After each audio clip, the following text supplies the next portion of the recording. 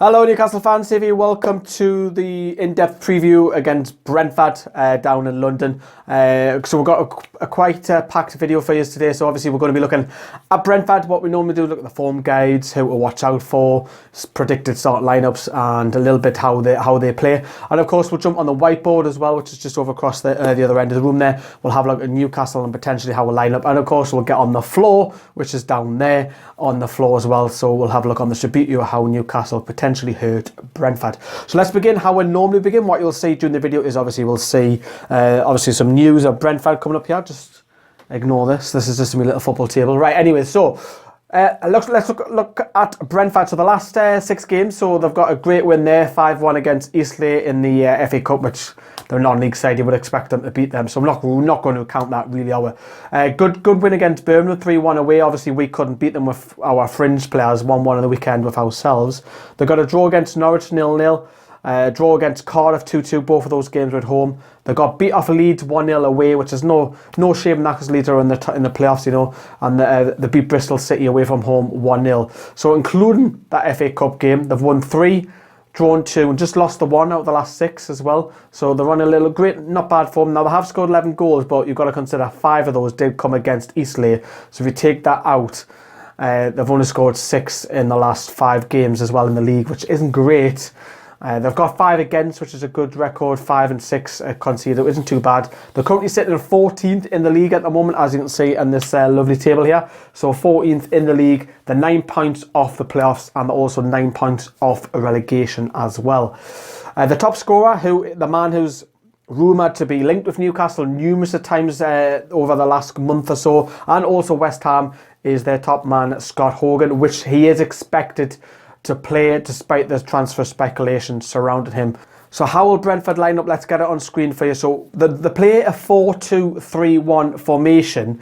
Now this is the side that they predominantly played throughout the season. They had a lot of changes because they played the FA Cup against Eastleigh last time out. So they will have a lot of changes. So they normally go with Bentley in goal, Colin at right back, Dean and Agan in the centre backs, Bieland, who plays left back, Yanis, and Woods will sit in the centre midfield.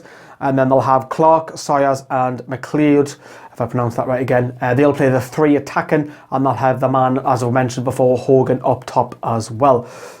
So, last time out, we won obviously 3-1 at St James's Park, which was pretty comfortable afternoon, you have to say, for Newcastle. We've got 2 early goals, if you remember, from Kieran Clark and Dwight Gale in the first 20 minutes. Obviously Gale went on to get another one. Hogan actually scored in that game. He scored a header, but it was pretty easy for Newcastle. 3-1 easy win. I expected a lot more from Brentford in that game, so we hurt them obviously playing counter-attack, and they were having a high line, and we'll punish them. We'll come on to Super EU as well at the moment. So the strengths, as I've done a bit of research on this, so they do play a lot of through balls. They do create a lot of chances as well, so they're good fast flowing side. When they go in front, they are very good at keeping the lead as well, and they're also great defending set pieces because some of their back line, well, Bielan, for example, at left back, he's predominantly a centre back playing out of position really. The weakness, so they're offside. They are quite caught offside quite a lot. They're not very good at keeping possession. They're defending against counter attacks as well, which Newcastle could look at, but I don't think they'll play the counter-attacking system. I think they'll attack us a little bit. Aerial duels are not great in the air either, and also stopping chances. They do concede a lot of shots as well. How they play at Brentford, they'll try and attempt through balls. They'll predominantly attack on the right-hand side, so basically it's going to be the likes of Paul Dummett and Johan Gouffran on that left flank. They very rarely rotate, or quite a predominant starting 11. They do like to play offside, as I mentioned, so they will step up and try and play the offside. And they're quite a fair side, they're not aggressive at all. But that's a little bit on Brentford. How we're going to then change that. Let's get over the whiteboard and we'll talk about Newcastle. Right then, okay, whiteboard behind us, and we're only looking at Newcastle this week because obviously the video will go on forever and ever. Right.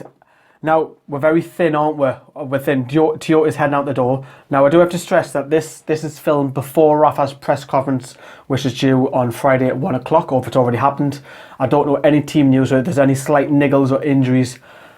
Apologise, because obviously I've done it before Rafa's press conference. So I think he will revert back. I don't think he'll play the 2 up top. Richie's obviously back. He'll start, I think Murphy will be on the bench. We've got no Mitrovic as well, so I do think it'll be back to the 4, then the 2 sitting with the number 10. as well. So I think Darlow goal will come back in goal. I think Anita will switch from centre midfield, well, defensive midfield, to right back. Lascelles and Clark will come back. Clark will come back in. Left back, Paul Dummett, who comes back into the side. Although you aren't going to like it, I do feel it's going to be Hayden and Colback, unfortunately, because we're quite thin here. I'll go Gouffran on the left, and then on the other side, Matt Ritchie, as I mentioned. I think Perez will come back in if he's fit. Now, obviously, I don't know if he's fit. Rafa will obviously tell us in the press comments. And then obviously Gale up top as well. But, of course, we don't want to say it. What I'm trying to do is predict Rafa's lineup. Maybe this is a change here. Maybe Yedlin. Or maybe even Yedlin might play right midfield. And I suppose he could play Ritchie over here as well. Gouffran has asked to play up top. And Rafa has hinted on. So you could say Johan Gouffran playing in this position. It is potentially, but not so much. Let's not worry about the positions. As I mentioned then, obviously Brentford will play a high line up top. Now, how we defeated them last time out is their left back, which was Bieland, had a nightmare of a game. And funny enough, Matt Ritchie didn't actually play that game, believe it or not. That was one of the games that he missed at St James's Park. We didn't even miss Matt Ritchie. So Matt Ritchie, I think this guy is going to be with a bit of spark. I really think he is the spark in this game. So we know Ritchie is a little workaholic. We know that he can play, that's what he does, he cuts in, he can play down the byline, he works back, we know this, but if he's on the other flank, he'll do exactly the same if he's asked to play on that side as well. I mentioned this before, it's up to Hayden's responsibility to try and get forward, because he's better at Colback at doing that. Colback will obviously sit there. Okay then, so Colback in there. Perez, I do think if Perez is fit, he'll play in the number 10. Like I said, I'd love to say it wrong, but I don't know what's happened. Just tell me what's happened to Jose Perez this season. He needs a performance. Otherwise, his threat is under position with a new signing if we'll get one. Gouffran on the left flank. Now, as I mentioned, Gouffran could play in this number 10 role because he has asked Rafa, look, can I play up front? So, because that is Gouffran. We bought Gouffran as a striker, not left winger years ago. Gale will come in the side. There's not a shadow of a doubt Dwight Gale will come in the side. But that's what I think Rafa will go with. Like I've mentioned, I think they are very, very... what's the word I'm looking for? They're not great at counter-attacks. I don't think Newcastle will play so much on the counter-attack, but it's an option that Rafa has. Like I said, they don't keep the ball very well, Brentford, so it's up to these Newcastle to keep a hold of the ball, pass, move, get the ball out wide. I think the wingers are going to be key again because Brentford play a kind of similar formation to us. Let's get on the floor and let's have a look at the Subito. Right, okay, so we're on the floor. Let's have a look at how Newcastle's backline will line up. I've just knocked Vernon and Nita or Yedlin. So Newcastle, I think they'll play quite flat this time around because we're nowhere at home. Now this guy, obviously Scott Hogan, he'll want a piece of the action, so he'll be relying on service coming from these three guys that will come into shot now. So the likes of Sawyers, in particular Sawyers, will hang around and he'll float around as well, so you've got to keep an eye on him. We kept him quite quiet at St James's Park, so again it's going to have to be down to Goalback and Hayden for me to talk to each other as well. That's the threat that they'll have going forward. Now, like I said, I think that'll be quite static. Let's move into midfield. So coming to midfield, now I do think this man again, Isaac Hayden, because if Rafa plays his system, Isaac Hayden's going to have to get forward because, as I mentioned before, and I think I've mentioned this in the previous video, if he starts Jose Perez, if Jose Perez doesn't get the ball, you will see him as a ghost. He will just disappear from the game and there's no Jose Perez there. So if Jose Perez gets the ball, I think it's key that Hayden gives him it.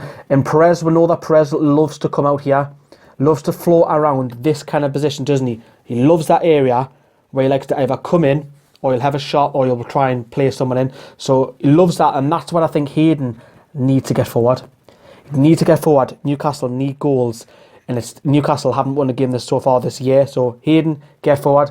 I do think on the other flank, I don't think we've got nothing to worry about Matt Ritchie if I put the ball over there on the far flank. I think Matt Ritchie, I think he's key, as I've already mentioned on the whiteboard there. He'll literally come in. He'll make Bielan think. Now, he struggled last time out without even Ritchie being there. So Ritchie could come in, have a shot if he needs to, as it takes a massive deflection.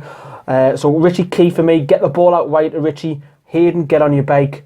Perez, hang around at that position, is his favourite. And this guy just needs service. Dwight Gale. And it's deflected in. Dwight Gale just needs service, you know. So the likes of, obviously, if we come across back over here, let's move the camera slightly along. So Gouffran, who I think will start. Now, obviously, Rafa could play Gouffran in the 10, as I've mentioned as well. Gouffran, I'd like to see get down the byline, though. Because if he starts Perez will automatically drift from that left, this kind of area. There's no point Gouffran coming in, because that's going to have two of them there. There's no point. So for me, Gouffran's instructions, if he does play on the left, is get down that byline. Get down there, Gouffran. Get your crosses in. Get Dwight Gale on the end. And he fires it wide. I don't want him firing him wide, but you know what I mean. So that's how I think Brentford line up. And if you look at Brentford, as I mentioned, just quickly touching them, as you can see there, they've got the flat back four, and then you've got the two sitting, and then you've got the three attacking midfielders, as well as having Hogan up front. All I've got to do is keep an eye on Hogan, stop the width coming in, and Newcastle will win the game as well. It's going to be tight. I won't be surprised if Newcastle were to come out this game with a draw, to be honest with you. Let me know what you think of your comments down there below. The lineups, does Rafa change the formation? Do you think Rafa will, though? That's the key. Do you think Rafa will play with two atop? Because we've got Birmingham on midweek, and Rafa has hinted the likes of Lazar will be playing, Murphy will be playing. So I think that's where you'll see a lot of changes. Let me know what you think, and hopefully we'll get the win. Thanks for watching, and we'll see you later.